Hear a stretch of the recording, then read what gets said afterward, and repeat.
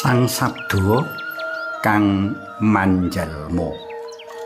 Panglimbang 5 menit dina Rebo Pahing tanggal 31 Desember taun 2020. Kapethik saka Injil Yohanes bab 1 ayat 1 tekan ayat 18. Sakdawane jaman tansah dumadi adu panemu utawa perdebatan antara para penderek dalam Gusti Yesus karo wong-wong sakjaban pepantan penderek dalam Gusti.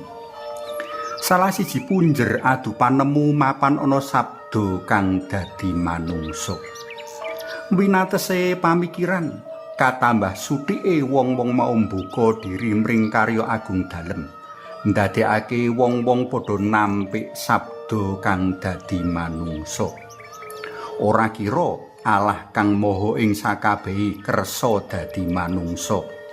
Mongso Gusti Allah rembesen, mongso Gusti Allah cawetan, akok nistra men njur ana ngendi kaluhuran lan pangajine. Wong Gusti Allah mono maha agung lan luhur. Mengkono panemu-panemu kang kaajokake.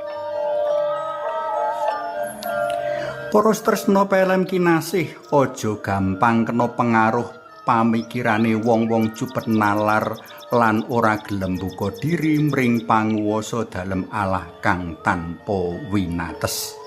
Nanging dipadha kandela kapitayan mring piwulang para rasul lan pasamuan suci. Riyaya Natal mligine sarta mangsa Natal sumrambahi mujudake mangsa wong-wong Katolik padha ngluhurake Allah kang ora amung maha luhur nanging uga maha kuwasa lan maha asih. Marga maha kuwasa lan maha asih mau panjenengane ora amung bisa nanging uga kersa manjalma dadi manungsa amrih nyata panguwasa lan welas asih dalem. Panjenengane manjalma ana diri pribadi Sri Yesus putra Yusuf lan tedhak turune Raja Daud.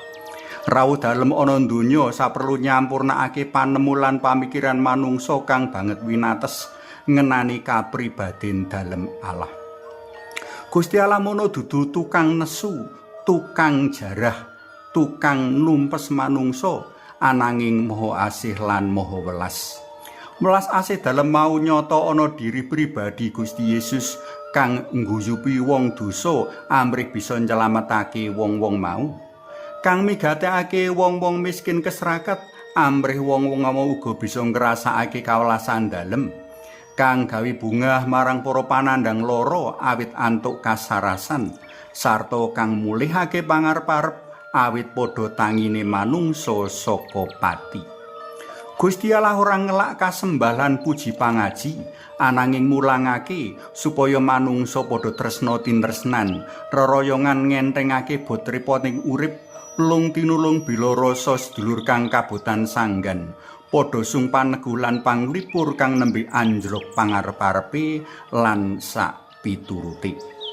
Ing pribadi Gusti Yesus, Gusti Allah ora amung wasis marintah ananging uga wasis paring conto lan tulodo. Jroning pribadi Gusti Yesus, Gusti Allah ora adoh tanpa pangenan ananging bisa kagepok kasinggul sarta bisa wawan rembug sacara nyata. Para tresna pelem kinasih, Sang Sabda wis dadi manungsa lan madunung ana satengah kita. Kudune kita bungah karawuhan lan kapadunungan Allah mau luhur, mau kuwasa lan mau welas kang nyawiji karo umate. Kanthi gandulan pakon-pakon dalem sarta ngetut piwulang lan patuladan dalem, mesti kita bisa luwih gampang tumuju kamulyan langgeng papan sadurunge panjenengane madunung kanthi kebaing kamulyan. Suwawi sami munjuk kunjung asma dalem yang Rama saya yang putra tuwin yang Roh Suci Amin. Alamu asih kawula munjuk sembah nuwun awit Santo Yohanes ingkang sampun nedahaken jati diri Sri Yesus putra dalem inggih Gusti kawula. Mugi kawula boten sangga runggi asrah kapitadosan dumateng putra dalem saengga kawula langkung gampil tumapak ing margi kaslametan tumuju paduka. Amin. Kunjung asma dalem yang Rama sayang putra tuwin yang Roh Suci. Amin.